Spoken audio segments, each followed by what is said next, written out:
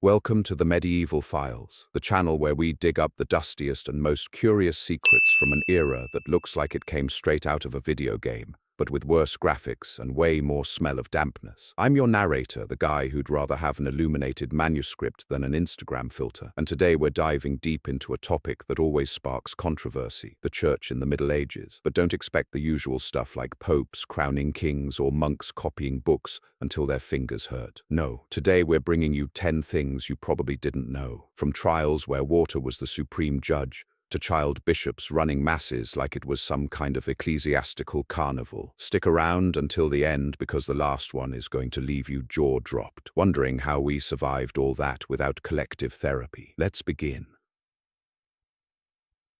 The setting, not what you think. Imagine a medieval church. You're probably picturing bright stained glass windows, angelic choirs, and a priest reciting Latin. Wrong. Many of these churches were architectural disasters. Roofs that leaked more than a colander, windows without glass where the wind came in like it was welcome, and a smell that mixed cheap incense with bodies buried beneath the floor. Yes, because churches were also VIP cemeteries. The rich paid to be close to the altar, so every step you took was like walking on a carpet of history and bones. But wait, this is just the appetizer. Let's move on to the first main course. Marwan, baptismal.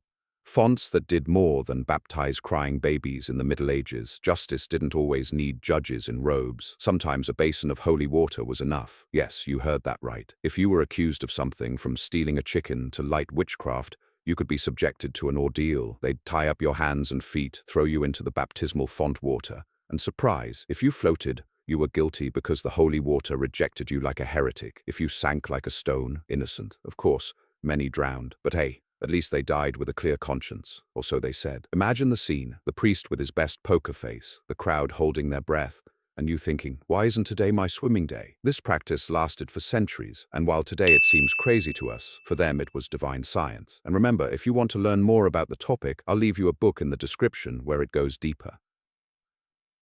Number 2, the hot iron ordeal. Because water was too mainstream, but don't think water was the only element on the judicial menu. If you preferred something hotter, there was the ordeal of the red hot iron. They'd give you a poker, heated until it glowed red, and you had to hold it for a few seconds. Then they'd bandage your hand and check it 3 days later. If there were no serious burns, you were innocent. If you looked like a poorly cooked steak, guilty. Curiously, there are no records of anyone coming out unscathed from this test. Coincidence? Inverse miracle? Or simply that nobody wanted to risk being the guinea pig? The clerics said that God protected the innocent, but it seems God had the day off when this test was administered. Number 3, the witchcraft ordeal. Now with cats. And if you're wondering about women accused of witchcraft, get ready, because their ordeal was even more feline. Here comes a classic, cat included. If a woman was suspected of witchcraft, they'd put her in a sack along with her supposed demonic familiar, which was usually just a poor cat that only wanted food and cuddles. Then sack into the river. If it floated, guilty, and to the stake. If it sank, innocent, and drowned. The cat, by the way, rarely survived to tell the tale. This practice wasn't just cruel, it revealed the medieval fear of the unknown. Black cats were the emoji of evil, and any single woman with one was a candidate to star in the trial. Trans. For 4, the Cathars. Heretics with internet forum-level crazy ideas, but not everything was terror and murky water. There were groups within the church that challenged the status quo in unexpected ways. Let's talk about the Cathars, those heretics with ideas so crazy they seemed pulled from a modern internet forum. They believed in a feminine divine principle called Sophia. They saw the Bible as a bunch of allegories instead of literal facts, and they denied that Christ died on the cross. For them, the material world was the creation of a lesser, evil God, and the true God was pure spirit. The official church persecuted them viciously, even launching a crusade against them in southern France. Imagine knights in armor killing people for discussing theology. Today it would be a Twitter debate, but back then it was total war. The Cathars lived in voluntary poverty, rejected meat and marriage, which made them seem like ultra-orthodox monks until they opened their mouths. Sadkan. 5. The Beguines, independent women who terrified the bureaucracy. And speaking of women who didn't fit the mold, the Beguines were the church's bureaucratic nightmare. They were lay women who lived in communities dedicated to prayer, charity, and poverty, but without formal monastic vows. They didn't depend on a convent or a bishop, which made them suspicious. Despite following Catholic teachings to the letter, in the 14th century the church dissolved them for forming spontaneously. Basically, it bothered them that they were independent. Some Beguines were mystics who wrote spiritual visions, others cared for the sick. They were like the spiritual influencers of the time, but without filters or sponsors. If you like this kind of story about silent rebellion, subscribe to the channel because every week we bring more forgotten relics.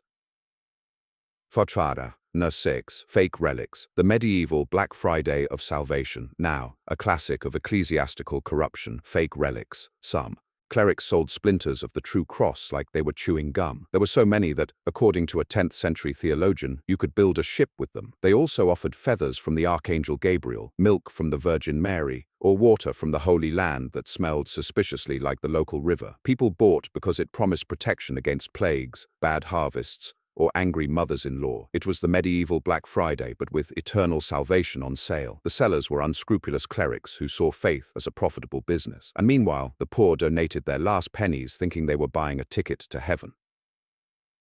Vashaterspan. 7. Churches are social clubs with crucifixes. But not everything was dirty business. Churches were social centers where people gathered beyond Sunday Mass. There were groups by age and gender. The maidens were girls from 12 years old until marriage. Young single men had their gang, and married women another. It was like a social club with a crucifix. They organized parties, dances, and even tournaments in the adjacent cemetery. Yes, they danced on graves. For them, it was normal. The dead were part of the community. Imagine a family picnic with grandparents under your feet. Romantic in its own way. Fratu. 8. The real conditions. Gothic horror without the glamour. And speaking of Gothic romance, the conditions inside the churches were anything but glamorous. Without heating, winter was a freezer with sermons. The smoke from candles and oil lamps left the walls black as coal. Incense tried to disguise the smell of accumulated humanity, sweat, diseases, and yes, those buried bodies I mentioned. The bells rang so loud that neighboring bishops complained, if there were neighboring ones. Benches were a luxury. Most people stood or knelt on the cold floor. Mass lasted hours, and if you fell asleep, the priest could point you out as possessed. Wake up, or exorcism. Durafra now.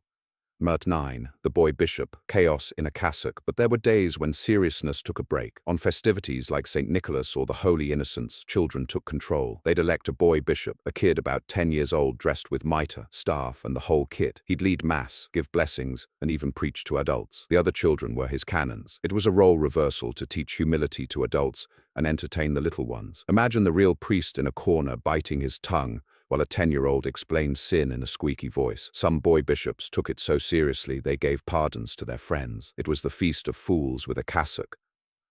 10. Gender segregation. Eve 2.0 vibes, and to top off the spatial organization, in many churches, men and women sat separately. Women on the north side under the protection of the Virgin Mary because supposedly they were more easily tempted. Men to the south near St. John on the dangerous side. This division varied by region but reflected the medieval view of women as Eve 2.0, beautiful but with potential for chaos. Children sat with their mothers until a certain age, then moved to the masculine side. It was like a segregated classroom but with eternity at stake. If a woman crossed to the wrong side, reproachful looks guaranteed. Sotor. The big picture, contradictions under one leaky roof. With all this, the church wasn't just a place of prayer. It was courthouse, market, social club, and school of life. It controlled from birth to death, literally, because it baptized, married, and buried. But it also harbored brutal contradictions, ordeals that killed innocents, fake relics that deceived believers, and heresies that challenged dogmas. The Cathars with their goddess Sophia, the Beguines with their independence, the boy bishops with their organized chaos, all under the same Gothic roof that dripped in winter.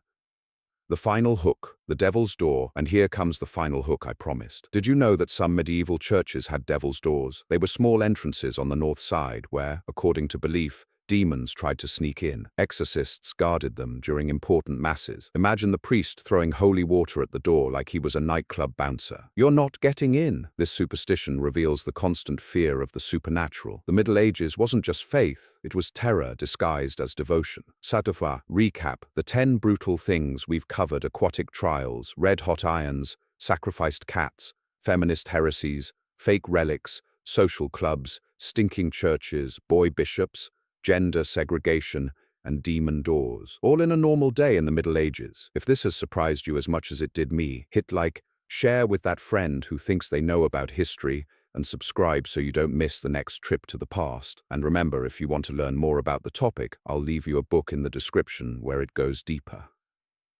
Chapter 4. Bonus content, extra details that didn't fit the top 10. Before I go, a couple of extra details that didn't fit in the main 10 but deserve mention.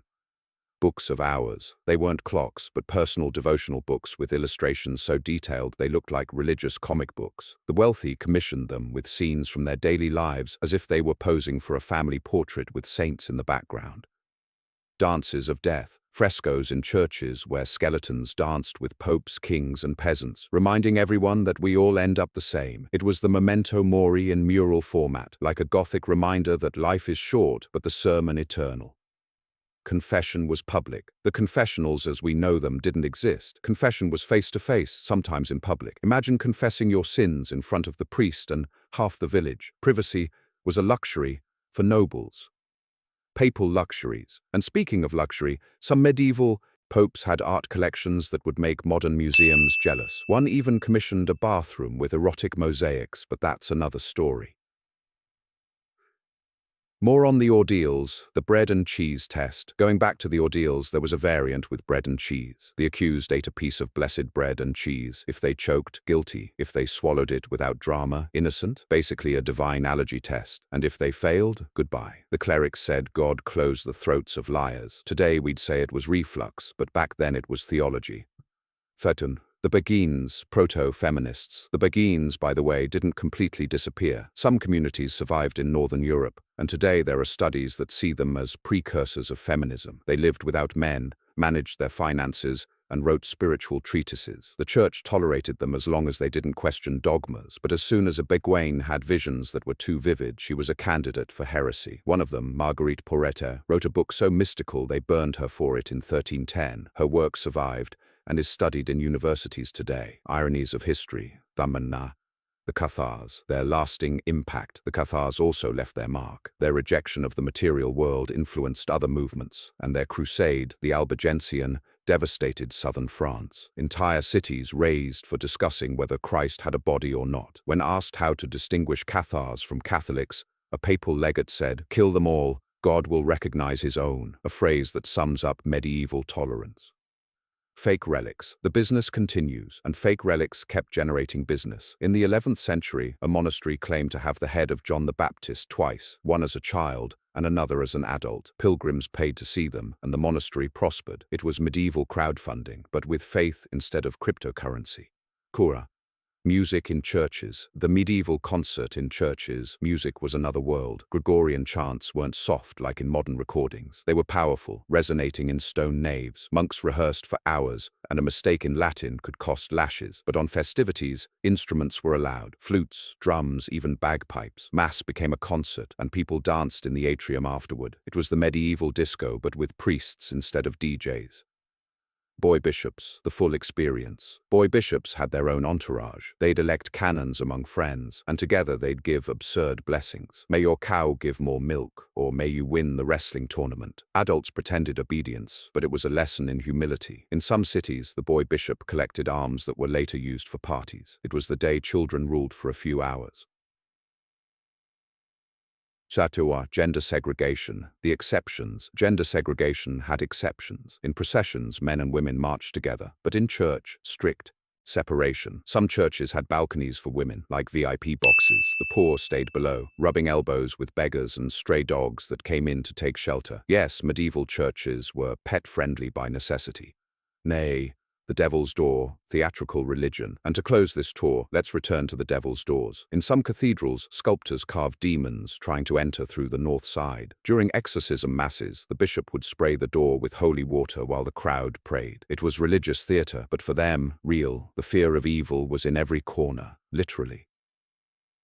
Final thoughts. The multifaceted monster. We've covered an ocean of curiosities, from judicial drownings to dances on graves, From heretic goddesses to 10-year-old bishops, the medieval church was a multifaceted monster: savior, oppressor, entertaining, terrifying. If this video has opened your eyes, don't forget to subscribe to the Medieval Files for more stories you won't find in textbooks. Turn on the bell, leave a comment with your favorite fact, and we'll see you on the next trip to the past. See you later, medievalists. Hika. End of voice-over script. Total word count preserved. No timeline markers. Ready for professional American English voice-over recording.